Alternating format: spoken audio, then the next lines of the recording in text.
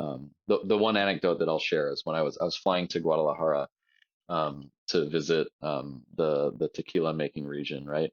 Yep. Um, and for it's United Airlines, right? The flight was canceled or something happened. That's typical United. It's always like we have mechanical failure. It's your job to fix the plane. Like, Right. Yeah, exactly. And so I missed my connection and I was going to be stranded in Houston overnight, right? They give you like the BS like hotel voucher or like the $5 coupon to the food court or whatever, and it's like this is useless. Um, to Long John Silver's. yeah, I know, right? Oh yeah, taste of home. Um, and I pulled out my phone when we landed, and I called a friend of mine who works at a bar called Anvil in the city, or worked at Anvil at the time, and I said, hey, Alex, are you working tonight? I'm gonna be inadvertently in your hood. So I wanted to like come out and get a drink. And he was like, "What?" He's like, "You're here?" He's like, "What's going on?" I was like, "Oh, my flight was canceled and I'm gonna have to like, you know, like figure that out and we'll fly out in the morning." He's like, "Dude," he's like, "Don't get a hotel." He's like, "Stay with me." He's like, "Here, take an Uber to this address, come in and you can come sit at the bar. I'm closing up and then we'll like go out and like have some drinks and I'll show you around." And I show up to this bar.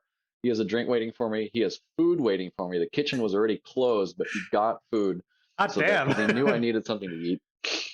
He closed up his station and then we headed out and he took me to like three or four different bars to like meet his friends in the city. And then we went back to his place and I had a couch to crash on, an espresso in the morning and a ride back to the airport, right? And like that doesn't happen in a Yeah, lot of that's like other industries.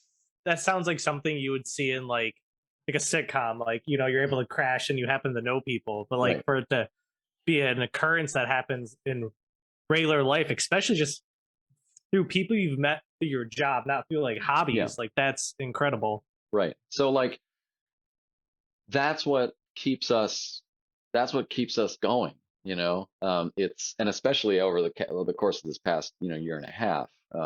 It's that community, both of the guests who come in and support us and then the other bartenders who may be dispersed far and wide, but we all, right, we share a common set of skills.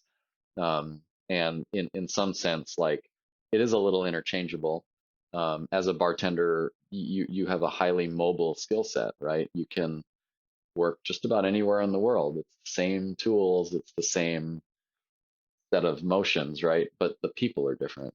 Um, the culture might be different. So it becomes a really interesting way. And I've seen a lot of young bartenders do this now where they'll take 2 years and they'll just move to a different city and they'll just work, if they grew up in Kansas City and they go, great, I'm gonna go to Portland, Oregon for a couple of years and just like see what's up, right? They have marketable skills.